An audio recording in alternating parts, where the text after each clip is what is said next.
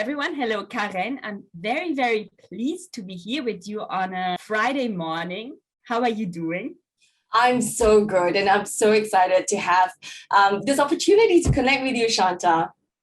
Isn't this exciting that I'm in Normandy right now and you're in Singapore and we are having this conversation? I'm feeling the Normandy spirit through you, and I think that's the opportunity, for us to really connect in a very real and relaxed way. Yes, I also love it. So I'm having my coffee ready. I hope all of you are ready too.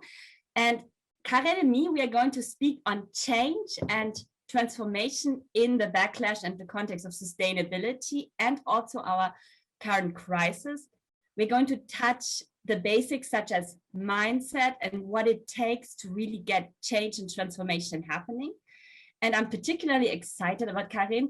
I admit I've been looking at some of her videos and her blog, and it just got me more and more excited. But just to go into a few little details about her, which are actually big details, Karen has been awarded the Business APAC Decisive Women Leader Award. She has also been voted Visionary Woman Leader, and she has co-founded Influence Solutions and has also been honored as the most influential leader in training and development in APAC by Corporate Vision magazine. I can also add that I've been particularly intrigued by your License to Thrill project, and I hope we'll talk about it too. I myself, have I omitted anything, Karen? No, it's all good. I mean, I think it's really a journey of highs and lows. I mean, my career, my personal life, I think it's about just having done and fallen on my face so many times and tried different things that has led me to where I am today. So I'm just looking forward. Yes, me too. And since I'm the host, I also have the honor to introduce myself. My name is Santa Meyer-Nandi. I live in Paris. Now I'm in Normandy, and I'm specialized on sustainability and well-being. My background is in environmental law, and what drove me to change and transform my career was the need to get into action. And so I came from the change perspective, but I've realized with time that it's a lot about the mindset and the transformation. And maybe you could tell me what got you into this whole matter, which touches subjects in a much more intimate way. There's one thing to say, count calories or reduce emissions, but you are going even further, you actually invite leaders to be the change. Yes, I think in our company, we are known for sustainable transformation, and a lot of companies engage us to help their people thrive on change. And it's also quite surprising that with the world moving so fast, many companies feel they need to empower their people to be good at change. But then this is the very first thing that I focus on overturning. The fact that we need to learn change. Because if you look back in our lives, you see everybody embraces change. Whether it is, you going to school, that's change, you actually starting your first career, getting your first car, getting your first job, getting married, getting remarried. The thing is, when we want it, we call it progress. But when the organization wants it, people call it change. But in fact, progress and change are two sides of the same coin. And I think that's the power in it, that change is actually a vehicle for growth and progress. And when we realize this, then we are able then to see the value of change. And that is the game changer, because everybody wants progress. I just love what you say about how companies are viewed from outside, and we are just talking about change, but we're not talking about their need to transform and integrate and embody the necessary changes as well. Something I find very interesting in my work is looking also at the reptilian brain of things, which lead us to act from fear, to not embrace change, to also stay often in boxes which are far too small. And what I find interesting is that you could also take it on a corporate level, because nowadays we have all these concepts, especially before the crisis. We were flooded by concepts such as flow, new work, positive psychology. And at the same time, there was a lot of hesitation. So there were well-being programs, but we could not speak of a well-being culture. there's studies that back that remote work can be actually beneficial for our productivity, but a lot of firms had difficulties trusting their employees. Do you have some kind of thoughts on that, and also how companies can integrate that mindset of change more? I like when you talk about the reptilian brain, because essentially we are driven by it. A lot of times we think we're evolved, but the reptilian brain really drives our emotions, which makes us, that actually decides, how we see people and the kind of choices we make. And you talking about this versus this new way of working, remote working. Now, here's a reality. A lot of leaders are struggling. I mean, they're struggling with balancing being supportive and intrusive. Where is that balance? Because before, you could be in the office, you could walk by somebody's desk and just have a chit chat, but now everything needs to be intentional. So one of the things I'm challenging is that with this change in remote working, there is no point wishing that things are going to go back to normal. And, you just holding on and not engaging until things go back to normal. So one of the things that I really focus on is helping people to see that, in fact, virtual communication can be a very powerful one, that you can offer great appreciation, support, and leadership virtually. So that changes the way that leaders see leadership in such a changing environment, to not just focus on the mode of communication, but rather the intention. Because if our intention is really to lead people to perform at their best and be engaged, then it's going to come true no matter what kind of interaction or what kind of system you use, whether it's face-to-face or virtually. Yeah, so that's quite game-changing there. So it's what I'm hearing also, that you're talking about authenticity, that we get into this vulnerable and authentic state of embracing change, of being in communication with our employees, and also not trying to get back to normal, but create a new normal. And I'd love to talk to you about how that new normal could look like. In my field of work, I'm still very heavily based in sustainability. I could see that the crisis actually made us question certain status quo situations. For instance, there were people who started to support their local shops. Before that, they also would have loved them to exist, but they still went for easy solutions. Mm-hmm. But with the crisis and struggling businesses, people actually opened their hearts and did that active step of change, and not just that think of change. And I think, and that's something I also heard out of your videos, that it's always interesting to look at the learnings from a crisis, and that doesn't undermine the suffering we go through. I'm a freelancer, so the crisis has also been a challenge for me, but because I've already trained that mindset, I've looked both for the learnings and the opportunities in that. Mm-hmm. Maybe you have some insights on that on the corporate level, or also some advice for the individual, how to embrace difficult moments, and at the same time not spiritually gaslight ourselves, because that's also important. We can't just positive thinking. That doesn't work. It's about going authentically to the emotions and then transform them into something greater. I love what you talk about gaslighting. It's such a powerful word, Shanta. And it is true that we often tend to have inclinations. There are people who are positive thinkers, so they see the opportunities in everything. That is great. However, it would leave you exposed to potential downsides, which you did not have the frame of mind to prepare contingencies for, right? So there's the second type of people who tend to look at the dark side. They look at what's wrong with everything, but what happens is that it stops them from really taking action. So one of the things I've realized is to actually take a step back, and instead of looking at opportunities and problems, just focusing on, going one level up and looking at the situation itself. So I call it, whenever you're in a situation, state the situation statement.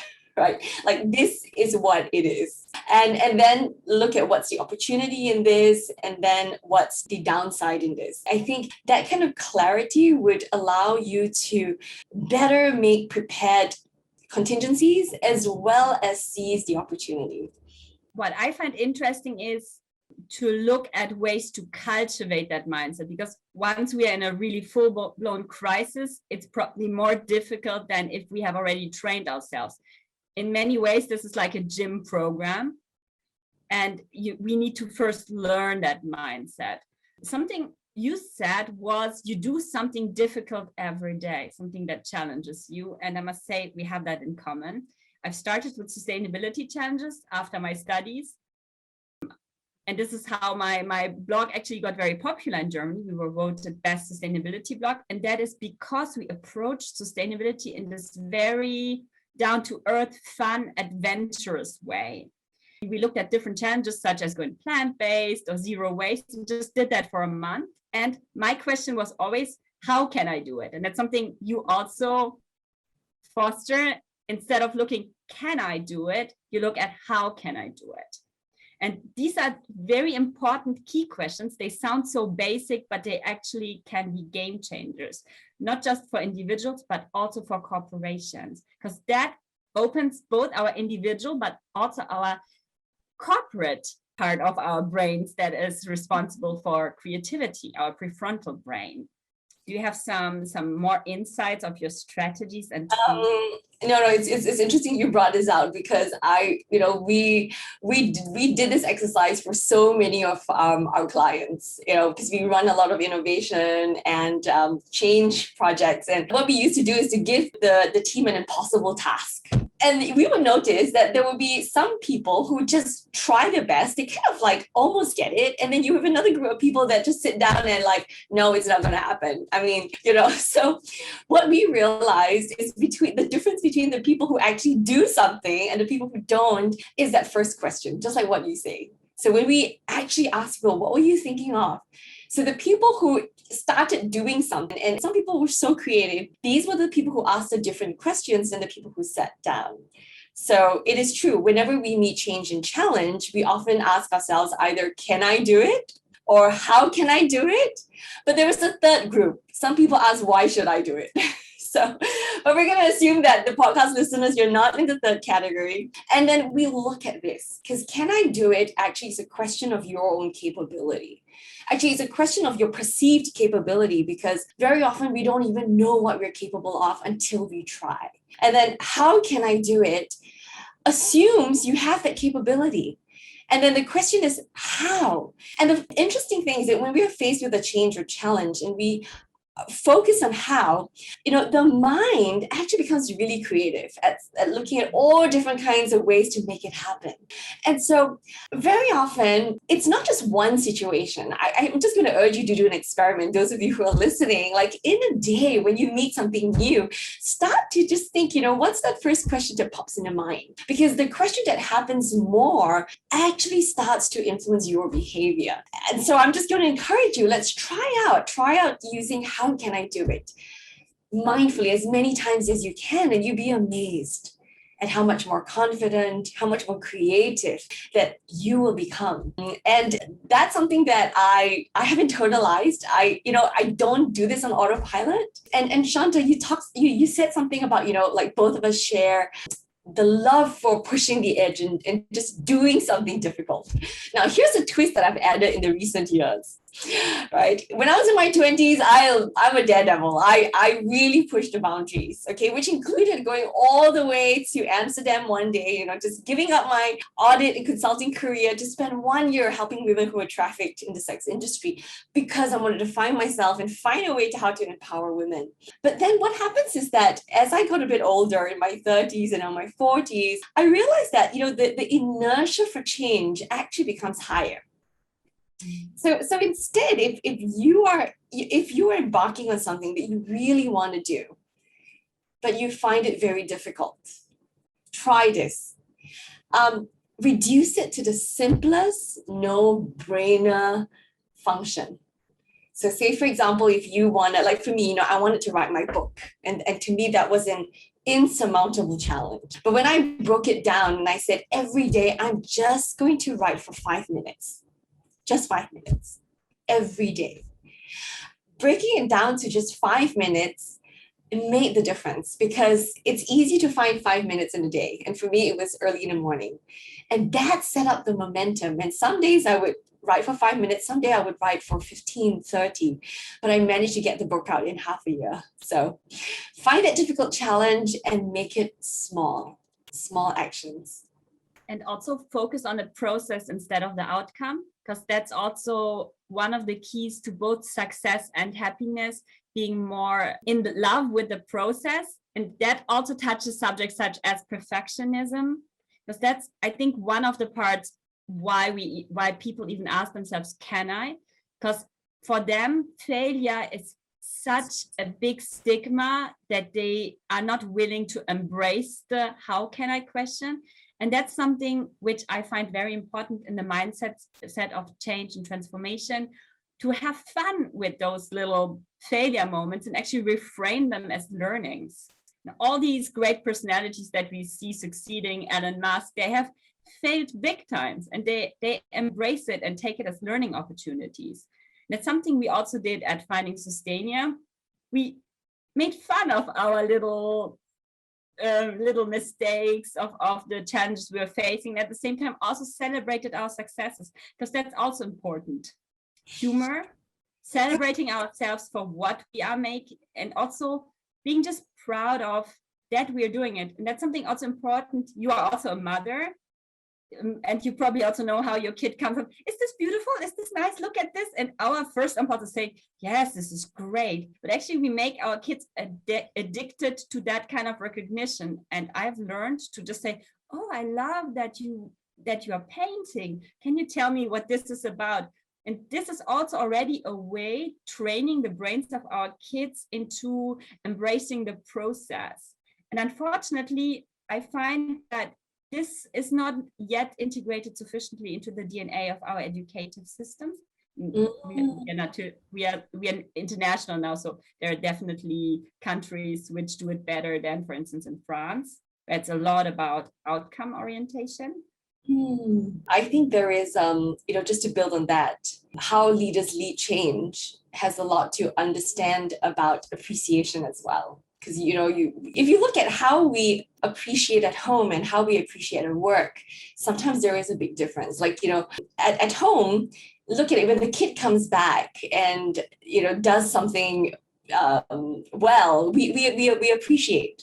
And if the kid does something bad, the thing is that we're not going to fire our kids, they're stuck with us forever. So we still appreciate, we often appreciate the process and the result for the people at home. But very often, if you look at the people at work, and many leaders focus on drawing out what's wrong versus appreciating the process and the effort.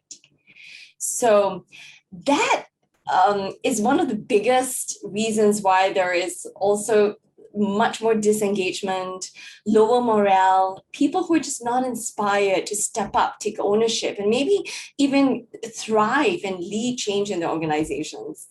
So I think just ask yourself, am I appreciating the effort as well as the result? Because if you do both, you can go the distance. Absolutely. And that's also something which I'm teaching when I'm, for instance, teaching burnout prevention classes in firms, that recognition is something so easy, so simple, and at the same time, so incredibly powerful, that we just show our employees that we care, that we also care more about them than just about their success. And things such as giving them weekend work and just and infringing their boundaries is something we also underestimate in terms of a productivity killer, because then this failure aspect comes in again, where we are in that rat race. So our employees are instantly in a rat race, in a hamster wheel, and that actually blocks their creativity and productivity.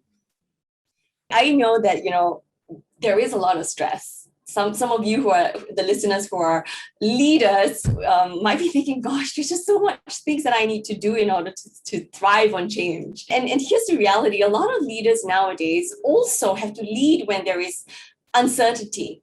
There is complexity. They're leading teams of people who know more than them. So one of the things I've noticed is stress and insecurity. These are the two things that are now more prevalent in the leadership today. And at this point, I wanted to share a story. I was in a panel discussion, and one of my fellow panelists, she successfully led the digital transformation of her international bank. And then later on, I learned that she does not have any technology background. She is a banker. So then I asked her, that must be really difficult. I mean, you leading this entire tech team? And she says, yes, at first, I thought it would be really challenging because I'm a hardcore banker. But then I realized, in fact, me not knowing is liberating. Because I do not have that background knowledge of technology, I could focus on what is it my customers want, the vision, and then inspire my tech team to make it happen. She says, I don't know what they did, but they rose to the occasion and they made it happen. So why I'm sharing this story is that, very often we need to ask yourself, are you playing in the realm of what's possible or what's desirable?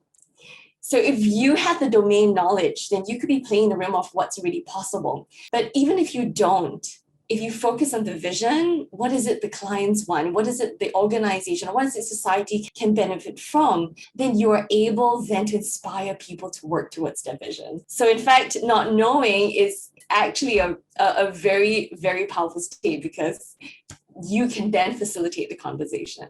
Yes, and you can go through life with child's wonder, because this embracing not knowing and also embracing not having to know it all, there's something very real about. Something I also learned through my work. So first I was trained to have to know everything. I'm a lawyer. And then when I was doing this sustainability work, where I was basically just trying to learn how to become more sustainable, how to teach to be more sustainable, it just sent me on a journey of not knowing. And that made me interview a lot of experts, ask a lot of questions. And in the beginning, I was feeling slightly stupid at times. And I realized actually these experts and people really love to teach, and no one made me feel bad about it. And so my mind started to completely embrace it. And it's a big part of my work to ask experts, and where I have some kind of knowledge, but thanks to the experts, I can expand on the notion. And that's something I embrace for myself personally and professionally. And that is that I never stop learning.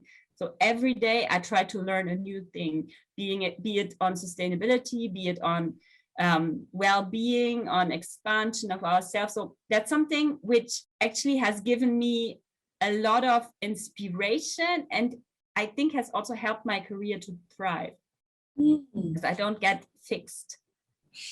No, I love that you have embraced this cause of sustainability. I mean, it shows the power of passion and a cause, because when we are clear about a cause, we can galvanize the experts, like you talk about, to rise to the occasion. So I think the world needs more advocates and more catalysts. That if you're passionate about a cause, you have the ability to rally people, even if you're not an expert, or maybe because you're not an expert. It is emotions that inspire people to act. So people act from here and they justify with logic. And that's the power of conviction. So power to you, Shanta. Actually, you just mentioned 3 very important points in Ikigai. For those of you who don't know it, it's a Japanese concept that is loosely translated into reason to wake up. And it touches 4 circles. So as you said, what I'm passionate about, what the world needs, what I'm good at, and also what I can be paid for. And in my experience with clients, is that often just 2 circles touch. For instance, I'm good at it and I can be paid for it. I'm not passionate about it and the world doesn't need it. In my case, in my early 20s, I had 3 circles. The world needed it. And now I'm talking about sustainability. I was good at it and I was passionate about it, but I couldn't quite figure out why I should be paid for it. So there was also still a limiting belief around, if I do something for something good, I cannot be paid for it. So I need to kind of cross-finance my life. And learning about Ikigai has really helped me to build a thriving career out of my passion and out of something the world needs. And I think that's something our audience might also find interesting, because both you and me have service at the core of our work. And at the same time, it is our work. And maybe you have some thoughts around that, to what some key takeaways we can offer to our audience around how to actually get in touch with that desire, that passion, and move it forward by streamlining it. And with streamlining, just that I make sense, I mean, I could be doing voluntary work and and work in some kind of corporation and the legal team, but I can also try to turn that desire and that passion into a work. I think that's a great summation, because all our lives, many of us, we think in terms of binaries. Do I go and work, or do I start my own business? So it's one or the other. And that is actually the most limiting thing, because we are living in times where we could live parallel lives. So instead of asking this or that, one way is to ask yourself the question, what is the most desirable outcome? I mean, just think, if anything was possible, what does that look like? And start putting it down. And you'll be amazed that you could actually work. You could also start something on the side. You could blog and share your passion on social media. You could create your own movement. The thing is, we could create all four circles at different areas of our lives. And the more we see this work-life as an integration, the four circles are going to touch. And I think that's a very powerful expression. And this actually just brings us back to your questions, instead of can I, turning it into how can I reach the potential of my Ikigai? And again, it is simple. Often people think it's so complicated, and they actually get positively stressed when they just look at that concept of Ikigai. Something I found very interesting, how stressful it is. And I find that stress actually, to me, shows how much desire there is behind that stress and that kind of fear to face that. And something I would love to explore with you is that nowadays it feels like every one of us needs to do something great, become something great. And even in those professions where we want to change the world, we need to be a glamorous personality, a superhero. And at the same time, we need to become a collective state of superheroes, like a collective superhero. And some of us have that charisma and drive to be those people who stand out, but it's not always necessary to stand out. I think that's something which is deeply insecuring for a lot of people. I'm not sure I'm making sense. I think it's just to realize that there are different ways of standing out. Yes. Sometimes standing out could be, are we focusing on the ego, or are we focusing on what we are trying to impact? So it's true, with social media, there's tremendous comparisons. So I always advocate doing a social media detox every now and then. One of the things, because I know we're talking to a lot of corporate professionals, the thing is that when we are fixated on just living life on the surface, we actually miss the opportunity to go much deeper.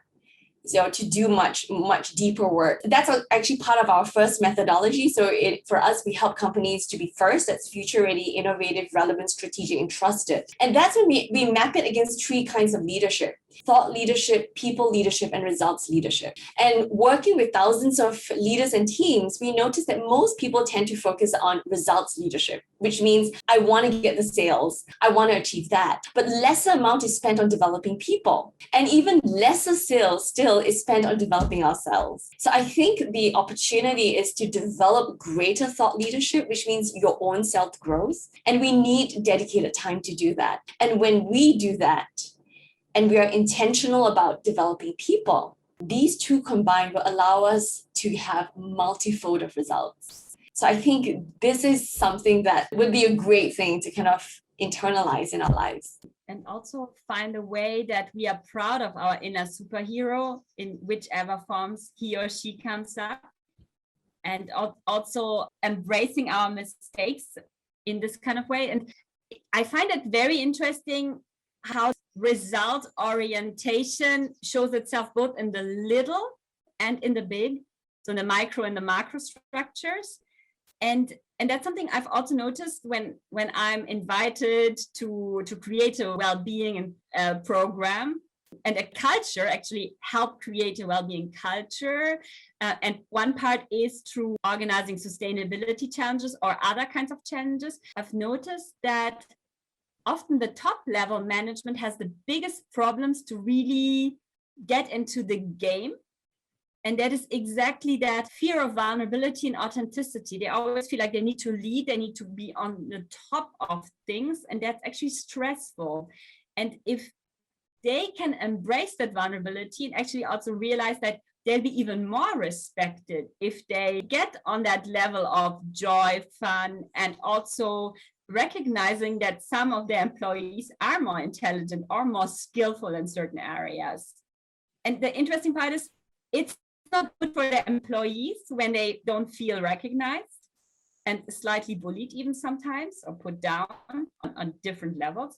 But it's also not good for them because they cannot relate and be really part of the process themselves. Because there's a fear part, that's the reptilian part, which creates a me against you, a food chain kind of state versus relating, collaborating. Maybe you have some final thoughts on this aspect of how we can relate and collaborate more when we are in different hierarchies. I just love to kind of sum it up in one word, which is the intention. Because the intention of which we approach our interactions would determine the quality of relationship. And I had one of my coaches, right? She was a leader and she was struggling with some team issues. And so I asked her, okay, let's look at the relationships you have in your life. Let's rank them from A to E. And so she did that. So she put clients A, those were the best. Then her boss B and her team C, and the poor husband was a E. Because she says that, by the time I come home, all my empathy and my presence is already gone. So he gets whatever is left. But then she had the realization. It was really empowering because she says that that's when it hit home, that the intention at which I am interacting really dictates the quality of the entire relationship. If I had given the same amount of empathy and presence and listening that I give to my clients, to my team, especially to my husband, it's life-changing. So I think very often it boils down to the intention. How are you going to be more mindful about our intentions today? It's beautiful. And it does start with ourselves, that we are more compassionate with ourselves, more compassionate with our kids, because I've also noticed in those times I'm very stressed out and there are bigger projects on the horizon. I am less present as a mother. And that's something I have become much more mindful of, that I switch off my phone and that I give them my full attention. And the same goes to our employees, giving them some kindness, a little smile, a little thank you, and just kind of looking at that state and mindset of appreciation can go a long way. I wanted to share one last thing because I love how you ended this, because it brings to mind a real story that happened to me. It was one night, imagine, all right, I was in the room, I was awoken by a scream and I rushed to the next room. My son had a nightmare and I opened my arms wanting to hug him and he pushed me away. And then my husband came in and, he picked my son up and my son collapsed into my husband's arms. And I looked at my husband and I was thinking, dear, I'm so glad you're here. But then immediately I was thinking, Nix, but why did he push me away? Because I'm so hardworking as a mother. I feed him, I bathe him, I just keep him alive. And so after, I think, once our son settled down, my husband and I were at the sofa and we were just having a little chat and I just vented to him. And that's when he said one thing. He says, dear, I know you do a lot. But what is our son seeing? Is he seeing the absence or is he seeing the love? And, after that, he gave me a suggestion. He says, okay, tell you what, after dinner, you don't rush in to kind of like pack everything up. Just take 20 minutes or so. I mean, why don't you play with the son and I'll load the dishes in the dishwasher? You know what? After just a couple of days of just spending 20 minutes playing with my son every day, he was back to being crazy about us both. So here's the thing, very often, just very small moments of intentional quality interaction can change the game, not just in our relationships, but various parts of our lives. So I wanted to leave everybody with this one thought, about the intention. This is absolutely beautiful. Just also being with our kids just for the sake of being with them. And I think it's the same applies to corporations or smaller businesses. If we sometimes invest in just spending time with each other for the sake of spending time with each other without looking at hierarchies, that can already create some kind of bond. And I have a feeling that it might also be interesting to try out your license to thrill experience. I mean, I would love to try it sometime, but I think that's also a wonderful team building experience where the hierarchies are destroyed and people can bond and relate with each other.